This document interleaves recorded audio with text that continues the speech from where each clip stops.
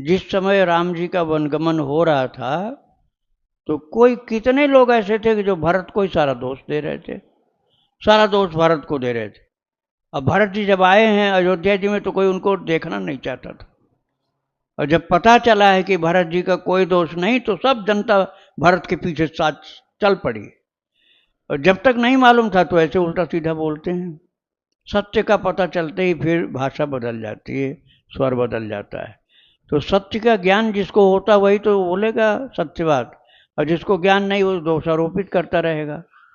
तो ये अधिकतर पब्लिक ऐसे होती है कि जब जब तक ज्ञान न हो तब तक कुछ बोल देती है, लेकिन जब ज्ञान हो जाता है, सच्चाई का पता चल जाता है, तब फिर वो सत्य बात बोलते हैं कि नहीं नहीं, इसमें उनका कोई दोष नहीं है, ये ऐसी होने वाली थी, इसलिए इनको भगवान ने माध्यम बना करके ये कार्य किया है।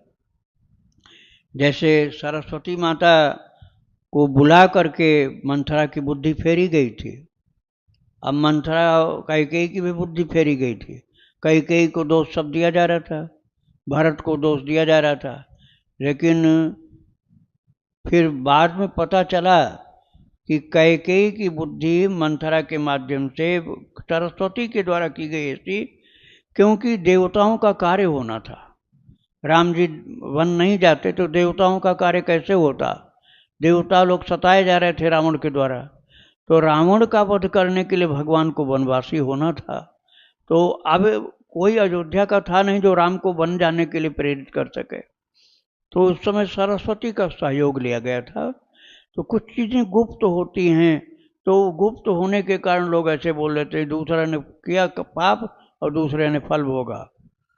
फल ऐसे भोग नहीं कोई भोगता है, जब सच्ची बात का पता चलता है तब लोग समझ पाते हैं। जैसे कैकेयी माता का दोष नहीं था, स्वयं भगवान श्री राम जी ने ही कैकेयी को माध्यम बनाया था। भगवान श्री राम जी ने कैकेयी को माध्यम बनाया था और कहा था माता ये बहुत बड़ा काम है, इसमें ये रोल तुमको अदा करना पड़ेगा, दोष कलंक तुमको अपने सिर पर लेना पड़ेगा। पहले तो भगवान ने कैकेयी को वचनबद्ध किया कि जो हम कहेंगे वो दोगी तुम। उन्होंने कहा हाँ बेटा तू कुछ भी मांग ले। तो कहा कि ये वरदान मांगना होगा तुम्हें। तो कैकेयी ने कहा बहुत बुराई होगी मेरी मुझे पता है, लेकिन तेरी इच्छा है तो मैं वरदान मांग लूँगी। तो ये रहस्य की चीज़ें जल्दी पता नहीं चलती, इसलिए लोग दोषारोपित करते रहते हैं। श्री राधे राधे।